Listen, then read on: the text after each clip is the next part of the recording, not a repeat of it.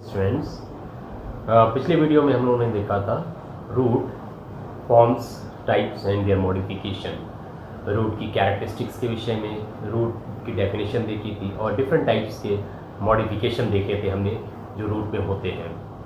विभिन्न प्रकार के रूपांतरणों के विषय में हमने देखा था और हमारा जो नेक्स्ट चैप्टर है वो है stem forms, types and modification, जिसको हिंदी में कहते हैं स्तंभ, आकार, प्रकार तथा रूपांतरण। इससे पहले कि हम लोग स्टेम के विषय में कुछ और देखें, let us discuss the definition of stem. So stem is a ascending part of the plant developed from plumal part of seed। तना पौधे का आरोही भाग होता है और ये बीज के प्रांकुर से विकसित होता है। अब हम लोग बात करते हैं इसके कैरेक्टर्स के विषय में। स्टेम को हम कैरेक्टर्स के आधार पर ही समझ सकते हैं कि वो क्या है। So let us discuss the characters of stem. तने के लक्षणों को हम देखेंगे एक एक करके। So number 1, stem is positively phototropic and negatively geotropic. Hindi में इसको कहेंगे तने धनात्मक प्रकाशानुवर्तित होते हैं तथा ऋणात्मक भूमिवर्तित होते हैं। इसका मतलब होता है कि तने प्रायः सूर्य की उपस्थिति, जहाँ पर सूर्य की उपस्थिति होती है उस ओर बढ़ते हैं, परंतु ये जमीन की ओर जहाँ पर प्रकाश नहीं पहुँचता वहाँ पर ये नहीं बढ़ते हैं। Number 2, at the apex of stem terminal और apical bud is present which is responsible for the length of stem. तने के शीर्ष पर अग्रस्त या शीर्षक कलिका पाई जाती है जो तने की लंबाई को बढ़ाती है। Next one, in the beginning the colour of stem is green, later on it changes from green to brown और ब्राउनिश ब्लैक इन कलर। प्रारंभ में इसका रंग हरा होता है परंतु बाद में इसका रंग भूरा या भूरा काला हो जाता है। अब हम बात करते हैं कुछ और कैरेक्टर्स की। Remember very important point, nodes and internodes are always present on stem. तने के ऊपर पर्व तथा पर्व संधियां पाई जाती हैं।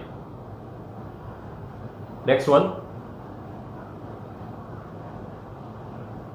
Hairs, thorns are present on stem. तने पर रोम, कंटक, जिसको कि कांटे भी आप सामान्य भाषा में कहते हैं, वो पाए जाते हैं। और दीज आर मल्टी सेलुलर, ये बहुकोशिकीय होते हैं। सो ये हमारी बातें हुई कैरेक्टर्स के विषय में। These are the characters of stem. अब हम कुछ और बातों के विषय में देखेंगे। Now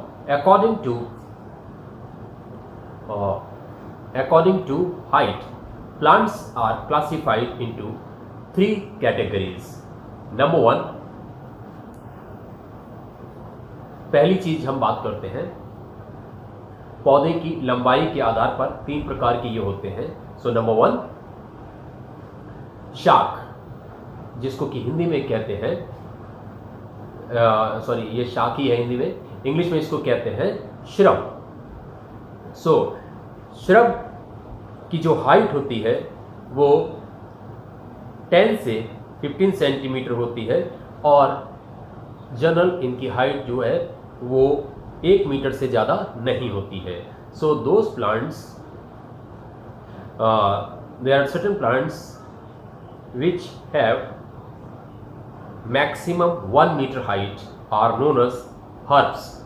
There are many examples like mustard, etc. बहुत सारे उदाहरण हैं, उसमें से एक देखते हैं जैसे कि सरसों है।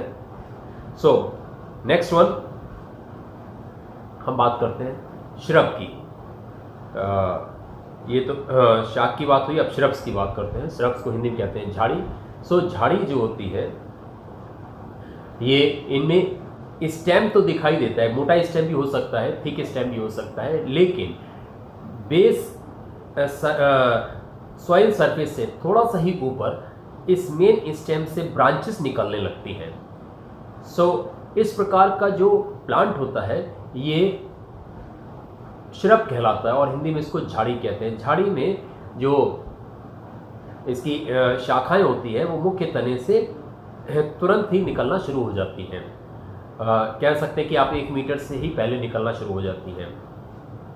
सो वे सारे प्लांट्स जिनमें ब्रांचेज जो होती हैं वो 1 मीटर से पहले मेन स्टेम से डिवाइड होकर निकलना शुरू हो जाती हैं, they are known as shrubs, और हिंदी में इसको कहते हैं झाड़ी। And trees are those plants which have trees are those plants in which branches arise from plants are there are certain plants in which branches arise after 2 to 3 meters। इसको कहते हैं कुछ ऐसे पौधे होते हैं जिनमें की शाखाएं जो होती हैं वो 2 से 3 मीटर के बाद में निकलना शुरू हो जाती हैं, वो पेड़ होते हैं। और ये ट्रीज जो होते हैं वो ब्रांचलेस भी हो सकते हैं और ब्रांच ट्रीज भी हो सकते हैं। For example you have seen coconut is a branchless tree और ऊपर जो है ढेर सारी लिव्स क्राउन होती हैं। सो ये जो है वो ट्री है, लेकिन इसके अलावा हम देखते हैं जैसे कि पीपल है, बरगद है, ये सारे जो प्लांट्स होते हैं इनमें ब्रांचेज जो होती हैं बहुत ढेर सारी होती हैं। सो ट्रीज जो होते हैं वो ब्रांचलेस भी होते हैं और ब्रांच ट्रीज भी होते हैं। नाउ ये तो हमारी हाइट के हिसाब से होती है। अब हम बात करते हैं plants are classified into 3 categories according to their age. आयु के आधार पर भी प्लांट जो होते हैं वो 3 कैटेगरीज में रखे गए हैं, 3 समूह में रखे गए हैं। Number 1 annual. There are certain plants which complete their life cycle within 1 year। कुछ पौधे ऐसे होते हैं जो अपना जीवन चक्र 1 वर्ष के भीतर पूरा कर लेते हैं, उनको बर्थ लेंगे और उसके बाद उनकी डेथ भी हो जाती है। सो इस प्रकार के प्लांट जो होते हैं वो एनुअल प्लांट्स कहलाते हैं। एग्जाम्पल सनफ्लावर, मस्टर्ड, हिंदी में इसको कहेंगे सूर्यमुखी या सरसों, बहुत सारे एग्जाम्पल हैं। नंबर 2 बाइनियल प्लांट, जिसको हिंदी में कहते हैं द्विवर्षीय plants. There are certain plants which complete their life cycle in more than 1 year and not more than 2 years।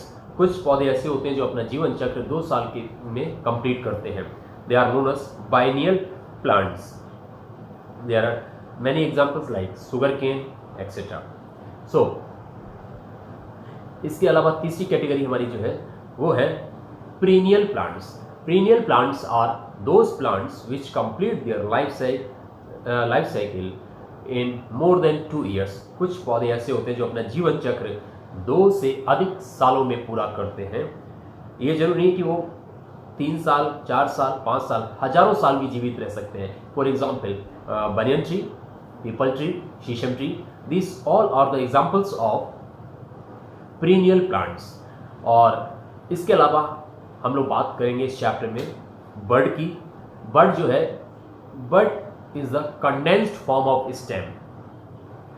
In this, a small stem is present which is surrounded by many leaves like an envelope। इसमें bird को हिंदी में कहते हैं कलिका। कलिका जो है वो उसके अंदर एक छोटा सा तना होता है और चारों ओर से पत्तियों से लिफाफे के समान घिरी रहती है।